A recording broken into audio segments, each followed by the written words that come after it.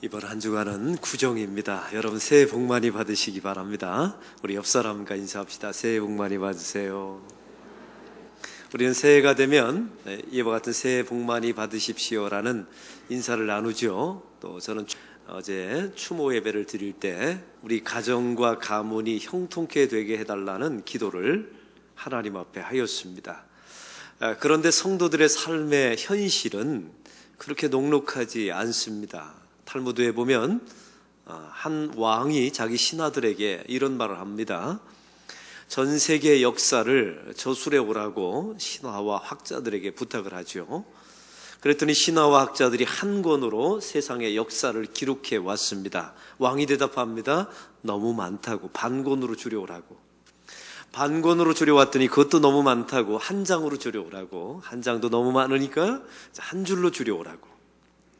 마지막에 왕이 말했습니다. 이제는 그것도 많으니까 한 단어로 줄여오라고 말했답니다. 이 역사를 기술하는 신하와 또 학자들이 써온 단어가 있습니다. 전 세계 역사를 한 단어로 말한다면 무엇이라고 말했을까요? 고난이라고 써왔답니다. 이게 탈무드에 나와 있는 내용입니다. 누구 하나 쉬운 인생이 없습니다. 다 자기 자신이 세상 앞에 짊어져야 되는 인생의 짐들이 있죠. 그런데 우리는 형통하게 해달라고 하나님 앞에 기도한 바가 있지 않습니까? 그러면 성도들이 말하는 그 성도의 형통함의 의미는 도대체 무엇일까요? 사람들은 생각합니다. 내가 원하는 것을 다 이루는 것이 형통이라고요? 성경은 그런 것을 형통이라고 말한 적이 없어요. 우리는 아무런 문제가 없는 것, 고통도 없고 질병도 없고 아무런 문제가 없는 것을 형통이라고 말하지 않습니까? 그런 곳은 존재하지 않습니다. 무덤 밖에는 존재하지 않아요. 오늘 성경 속에 나와 있는 사도 바울의 여정도 마찬가지입니다. 지금 빌립보 감옥에 갇혀 있습니다. 이 사도 바울의 선교 여정이 단 한 번도 순탄했던 적이 없었습니다. 어떤 때는 유대인들의 선동에 의하여 쫓겨날 때가 많았지요. 또 어떤 때는 돌에 맞아서 질질 끌려나갔던 적도 있었습니다. 사도 바울은 40에 하나 감한매를 5번이나 맞았다라고 자기의 서신에서 말한 바가 있습니다. 오늘도 이 사도 바울은 옥에 갇혀 있습니다. 그러나 사도 바울의 인생을 보십시오. 고난과 핍박 속에서도 그럼에도 불구하고 복음을 전합니다. 그리고 그런 상황 속에서도 교회가 세워지게 되죠. 그리고 그런 핍박과 고난 속에 있는 사도 바울과 실라를 통하여 하나님께서 일하십니다. 할렐루야. 이것이 그리스도인의 형통 아닐까요?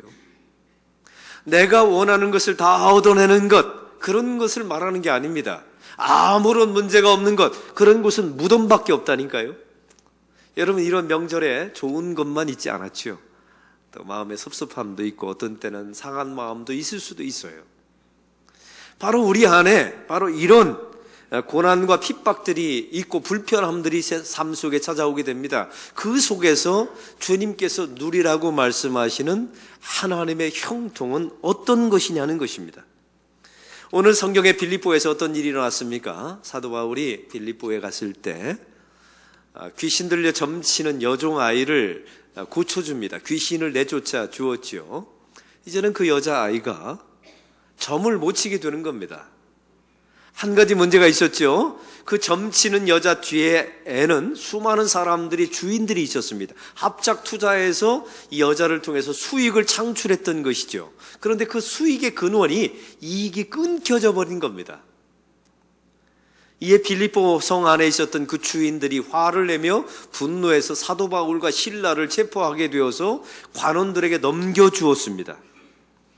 그런데 여기서 이상한 점이 하나 있죠. 사도 바울의 여정 속에 일행이 4명이었습니다. 사도 바울, 실라, 그리고 우리가 알고 있는 디모데, 의사 누가, 이 4명이 함께 갔는데 오늘 성경에 보니까 2명만 체포되어서 옥에 갇히게 되었단 말이죠.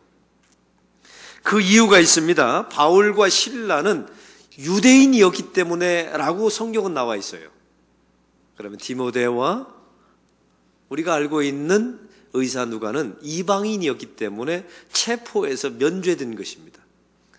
기원 50년경에 로마 안에서는 유대인들에 대한 축출령이 내려지게 됩니다. 왜냐하면 그 당시에 유대인 사람들이 로마 시내 안에서 폭동을 일으킨 경험이 있기 때문에 그래요. 이 소식이 황제 직할 도시였던 빌립비 도성에 전달되지 않았겠습니까? 그래서 유대 사람들에 대한 경계와 적대심이 있었던 거예요. 바로 이 귀신 들린 여종의 주인들이 이 점을 악용해서 관원들을 부추겼습니다. 뭐라고 말했습니까? 바울과 실라는 성을 요란하게 했습니다. 그리고 이상한 풍습을 전했습니다. 이렇게 모함을 씌우게 된 것이죠. 오늘 성경 속의 빌립보 관원들은 이 사도 바울과 실라를 잡아다가 정상적인 재판을 하지 않습니다. 그냥 옥에 가두어 버립니다. 옷을 벗기고 때렸습니다. 그리고 유대인의 법에 의하면 40에 하나 감한매를 때리는데 횟수에 제한을 두지 않았어요. 그리고 깊은 옥에 가두었다라고 우리가 알고 있습니다. 그 깊은 옥은 지하 감옥입니다. 그 당시에 가장 포악한 사람을 가두는 감옥에 사도 바울과 실라를 가두게 된 겁니다. 그리고 성경은 말합니다. 착고에 채웠다라고 말합니다. 여러분은 신라 시대 때 칼을 쓴다라는 말을 들어본 적이 있죠? 나무 판자에 사람이 죄수가 목을 집어넣고 앉아있으면 앉을 수도 없고 누울 수도 없고 아주 불편한 칼을 차는 모습을 보게 됩니다. 근데 이 착고는 이보다 더 잔인한 형틀인데요. 구멍이 5개가 있답니다. 이 판자 안에 구멍이 5개가 있습니다. 가장 큰 구멍에는 자기 머리를 집어넣어요. 그리고 양손을 집어넣습니다. 그리고 발을 집어넣는데 문제가 발입니다. 이 발을 일자로 놓여 있다는 거예요. 상상이 되십니까? 다리를 쭉 찢어야 그 두 구멍에 마지막 착고에 사도 바울과 실라가 발을 집어넣을 수 있었다는 것이죠. 가혹한 형틀 속에 사도 바울과 실라가 갇히게 됩니다. 사랑하는 성도 여러분, 이 사도 바울과 실라의 입장을 한번 생각해 보십시오. 자기 자신들은 아시아 지역에서 복음을 전하려고 했습니다. 그런데 하나님께서 환상을 통하여 마게도냐 지역, 지금의 유럽의 지역으로 선교의 여정을 틀어버리시죠. 바꿔버리시죠. 순풍을 통해서 의사 누가라는 좋은 동역자를 통해서 하나님께서 여기까지 유럽의 첫 관문 빌립보 도성까지 하나님께서 인도해 오셨습니다. 하나님이 보내셨으면 문제가 없어야 되는 것 아닙니까? 하나님께서 인도하셨으면 이 정도의 장애물은 하나님께서 거뜬히 해결하셔서 하나님께서 사역할 수 있도록, 일할 수 있도록, 선교할 수 있도록 하나님께서 상황을 바꾸어 놓으셨어야만 되는 것 아닙니까? 여러분, 귀신 들린 자를 고쳤어요. 그러면 감옥에 갇힐 일이 아니잖아요. 칭찬을 받고 사람들의 환대를 받아야 되는 것 아닙니까? 공정한 재판 정도는 받아야 되는 것 아니에요? 하나님의 사람, 하나님께서 보내신 사람인데 말이죠. 설령 감옥에 갇혔더라면 지하 감옥 정도는 아니라 지상 감옥 정도는 갇혀야 되는 것 아닙니까? 오늘 성경을 보면 어디 하나 마땅한 구석이 전혀 없어요. 최악의 상황과 환경입니다. 이런 것이 하나님의 인도하심이라면 여러분은 따라갈 용의가 있으십니까? 가실래요? 안 가실래요? 하나님께서 강권하셔서 인도하셨다는데 간 곳이 착고에 차여서 다리가 쭉 찢어져서 온 손과 발을 집어넣어야 움직일 수 없는 그런 곳, 매수에 제한 없이 두들겨 맞는 바로 그곳이 하나님의 인도하심의 길이라면 여러분 갈 의향이 있으세요? 없으세요? 이런 것이 하나님의 형통함이라면 여러분은 순종하실 마음이 있습니까? 없지 않습니까? 그런데 빌립보 감옥에서 바울과 실라는 아주 예상치 못할 반응을 보입니다. 오늘 25절을 다 함께 읽겠습니다. 25절입니다. 한밤중에 바울과 실라가 기도하고 하나님을 찬송하며 죄수들이 듣더라. 사도 바울과 실라는 기절해서 잠든 것 같습니다. 한밤중에 고통스러워서 깹니다. 사랑하는 성도 여러분, 이 한밤중에 이 단어에 집중해 보시기 바랍니다. 바울에게만 이 한밤중이 있었던 것이 아니죠. 살다 보면 성도들에게도 인생의 한밤중이 찾아오게 됩니다. 너무 고통스러워서 잠이 들지 않는 그 밤, 너무 괴로워서 절대로 잠을 잘 수 없는 그 한밤중을 맞이하게 됩니다. 베드로를 보세요. 예수님을 처음 만났을 때 어떤 상황이었나요? 밤이 새도록 고기를 잡았으나 고기 한 마리 잡지 못했던 그물이 핀 바로 그 한밤중, 바로 그 한밤중에 예수님이 찾아오지 않습니까? 야곱을 보십시오. 야복 강가에서 천사와 씨름합니다. 씨름하다가 환도뼈를 두들겨 맞습니다. 그래서 절름발이가 돼버리죠. 바로 그 고통 중에 절뚝절뚝거렸던 그 한밤중에 하나님께서 야곱을 찾아오지 않습니까? 이름을 하나님과 겨루어 이겼다 이스라엘로 바꿔주지 않습니까? 요셉을 보십시오. 형들에 의해서 팔려갑니다. 보디발의 집에서 살다가 억울한 누명을 써서 감옥에 갇히게 됩니다. 그 감옥에서 맞이했던 그 한밤중, 성도의 인생 속에 그 한밤중을 만나게 됩니다. 모든 살 소망이 바로 끊어지는 바로 그때가 바로 하나님의 사람들에게만 찾아와요. 여러분, 명절만 오는 게 아닙니다. 우리가 음식을 풍성하게 먹고 가족들과 함께 즐기는 그런 시간만 우리에게 찾아오는 게 아니에요. 나의 인생의 살 소망이 다 끊어져 버리는 그 한밤중이 저와 여러분의 삶 가운데 찾아옵니다. 그리고 하나님께서 그런 곳으로 우리를 인도해 가세요. 어떤 때는 말이죠. 참 놀라운 것은요, 그 한밤중이 되면 놀라운 하나님의 은총이 많은데요, 보이지 않던 것들이 보입니다. 여러분 그거 아시나요? 대낮이 되면 우리 눈에 보이는 것은 가까이 있는 것만 보여요. 풀과 나무와 새와 세상의 모든 것들이 보이지요. 그러나 깜깜한 한밤중이 되면요, 가장 멀리 있는 것이 보여요. 그게 별이 보이고 달이 보입니다. 여러분, 이게 너무나 놀라운 역설 아닌가요? 하나님이 세상을 창조하셔도 어떻게 이렇게 창조하셨어요? 그 한밤중이 되어야 세상의 모든 것이 어두워야 내 눈에 볼 수 없는 별들이 보입니다. 내 눈에 절대로 보이지 않는, 한낮에 보이지 않는 달이 보여요. 바로 그것이 하나님의 은총입니다. 그리고 그 한밤중에 하나님께서 성도들을 찾아오시죠. 오늘 성경의 그 한밤중에 바울과 실라가 무엇을 했다고요? 기도와 찬송을 합니다. 사랑하는 성도 여러분, 기도와 찬송은 좀 종류가 달라요. 성도들이 기도는 언제 합니까? 벼랑 끝에 서 있는 성도들이 하나님 앞에 기도합니다. 여러분, 기도는 아무나 하는 게 아니에요. 여러분이 그냥 하는 습관적으로 하는 기도, 이런 걸 기도라고 말하는 게 아니에요. 진짜 하나님 앞에 절실한 사람, 낭떠러지 끝에 밀려본 사람, 결핍이 있는 사람들이 하나님 앞에 간절하게 기도하죠. 사람은 참 이상한 점이 있어요. 형통할 때는 기도가 안 나와요. 무엇인가 결핍이 있을 때, 내 안에 고통이 있을 때, 문제가 있을 때 하나님 앞에 기도하죠. 그래서 하나님은요, 그런 길로, 그 한밤중으로 고난의 길로 인도하실 때가 있습니다. 그런데 찬송은 전혀 달라요. 찬송은요, 형통할 때, 잘 될 때, 건강할 때 나오는 게 찬송입니다. 바울과 실라를 보세요. 그 한밤중에 착고에 차여 있어서 다리가 쭉 찢어졌을 때 그들은 40에 하나 감한 매가 아닙니다. 감당할 수 없는 매를 두들겨 맞았어요. 그런데 그 한밤중에 기도하는 건 이해가 돼요. 그런데 찬송까지 했다는 것입니다. 그러면 사랑하는 성도 여러분, 이 바울과 실라는 이 감옥 속에서 무슨 기도를 했을까요? 자기 자신들을 옥에 가둔 사람들을 하나님께서 형벌을 내려두려고 여러분 그렇게 기도했겠습니까? 하나님의 뜻에 따라 왔는데 옥에 갇혔다고 하나님을 원망했을까요? 바른 재판을 받게 해달라고 하나님께 타원했습니까? 그랬다면 자기의 로마 시민권을 사용했겠죠. 왜냐하면 만일 사도 바울이 로마 시민권을 내놓았더라면 이 사도 바울은 옥에 갇히지 않았습니다.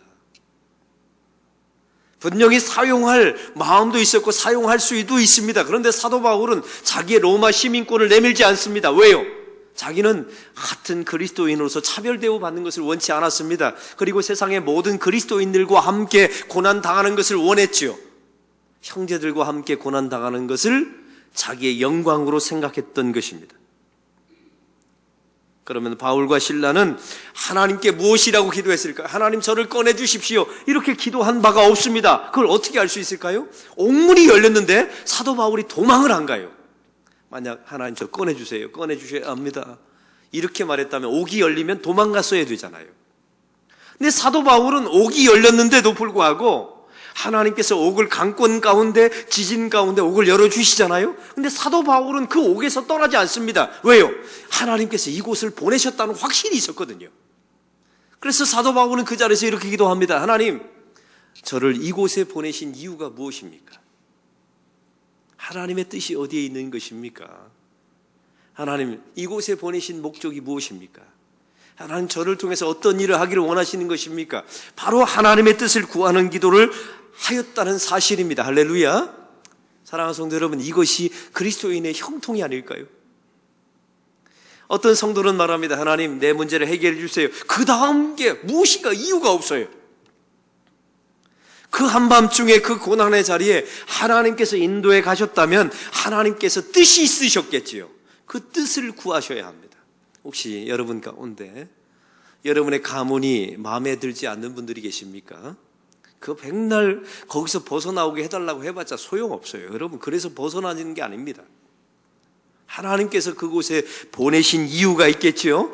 그곳 안에서 그 한밤중에 그 고통의 자리에서 하나님, 나를 보내신 이유가 무엇입니까? 하나님의 뜻을 구하는 저와 여러분이 되기를 소망합니다. 하나님이 보내신 그 자리에서 하나님의 뜻을 구하는 바로 그 사람이 기도할 수 있습니다.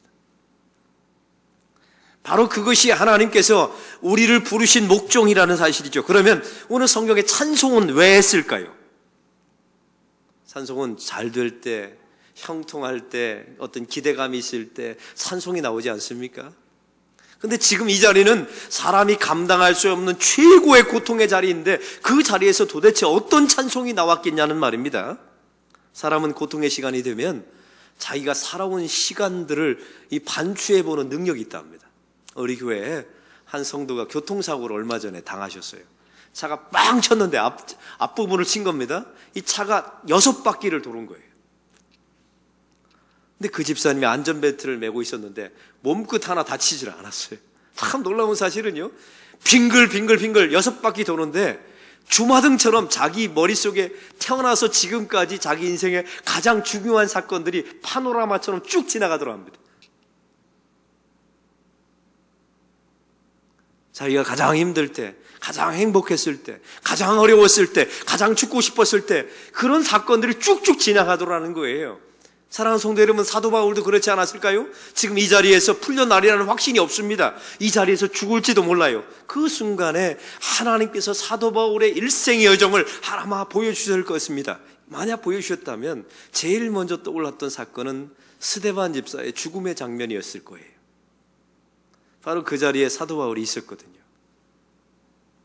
이 사도 바울이 죽는 자리에 사울은 돌을 들어 스데반 집사를 쳤습니다. 스데반 집사가 죽어가면서 하나님 앞에 저들의 죄를 사해 주옵소서, 저들이 알지 못하고 하니이다, 이 기도를 들은 장면이 기억났을 겁니다. 그리고 내가 그 자리에 있었다는 것이 얼마나 죄책스럽고 얼마나 송구한지. 그런데 지금 자리가 자기 자신이 어디에 있어요? 스데반 집사가 전했던 예수 그리스도 때문에 지금 빌립보 감옥에 갇혀 있습니다. 그 자리가 얼마나 영광스럽고 얼마나 자기의 모든 죄책감을 사해주는 그런 자리였겠습니까? 또한 사도 바울은 다메스커스에 예수 믿는 사람들을 잡아 죽이러 갈 때 그 강력한 빛 가운데 나타났던 그 예수님이 기억났을 겁니다. 너는 어둠이다. 너를 거꾸로 뜨려야만 내가 다시 일어설 수 있다는 것을 사도 바울은 기억났을 것입니다. 사랑하는 성도 여러분, 우리가 거꾸로 뜨리지 않으면, 자기의 자존심, 자기의 자아, 자기의 야망이 거꾸로 뜨리지 않으면 하나님 앞에 쓰임받을 수 없다는 사실 아십니까? 그게 주마등처럼 지나갔을 거예요. 하나님의 인도하심 가운데 빌립보 도성에 왔습니다. 그런데 여러분 생각해 보세요. 빌립보 도성, 그 거대한 황제 숭배 도시에서 바울이 할 수 있는 것은 아무것도 없었지요. 안식일을 맞이합니다. 할 수 있는 것이 아무것도 없어서 강가에 나가서 하나님 앞에 예배하러 갔습니다. 그 자리에 누구를 만났습니까? 자주장사 루디아, 염색 공장을 하던 루디아를 만나게 됩니다. 그 여인도 사람 취급을 받지 못했던 그런 여인이 강가에 하나님 앞에 예배드리러 나왔지요. 그 두 사람이 운명적인 만남을 갖습니다. 그리고 사도 바울의 재정적인 후원자가 되지요.